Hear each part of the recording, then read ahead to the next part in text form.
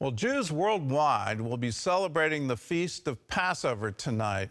They'll also be grieving for the hostages still held captive in terror tunnels by Hamas. Well, today, a top-ranking Israeli general has resigned over intelligence failures under his watch. Chris Mitchell reports from Jerusalem.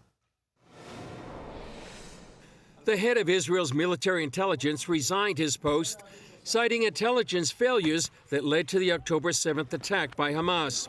In his resignation letter, General Aharon Haliva wrote, "The intelligence directorate under my command did not live up to the task we were entrusted with.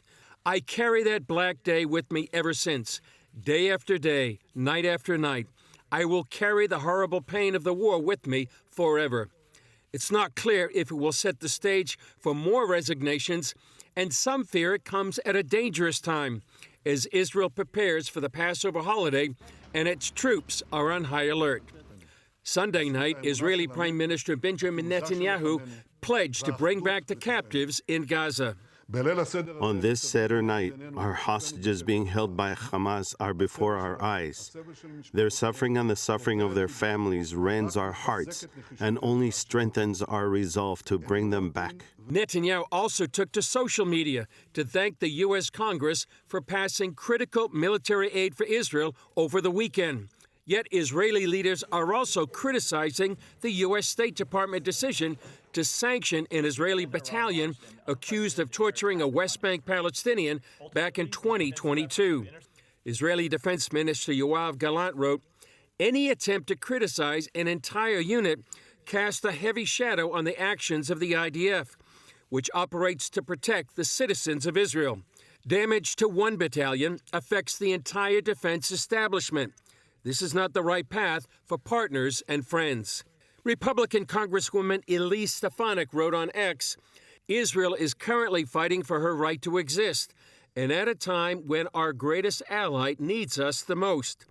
Joe Biden and Secretary Blinken are choosing to purposely undermine Israel to appease the pro-Hamas faction of the Democratic Party." Meanwhile, many Israeli troops won't be home to celebrate this week's Passover. Instead, they'll be guarding against threats from north, south, east, and west. IDF forces are deployed along the entire length of the borders of the State of Israel to ensure the safety of the citizens of the State of Israel. The Israeli government also released a video highlighting the plight of the hostages. It shows what Christmas, Thanksgiving, and Easter would look like without a family member at the table. No family in the world should celebrate like this. 133 men, women, and children will not celebrate Passover with their families this year. On October 7th, they were abducted from their homes, and now they are held captive in Hamas terror tunnels. At Seders in Israel and around the world, some Jews will be leaving one seat empty to remember those hostages. Chris Mitchell, CBN News, Jerusalem. Well, let's remember the hostages. This Passover, let's remember there's some empty chairs around Passover Seder services, and we need to remember that they need to come home.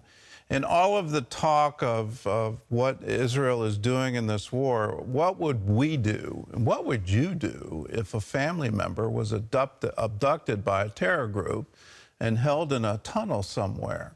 It makes no sense to criticize them for their actions. They didn't start this. Hamas did.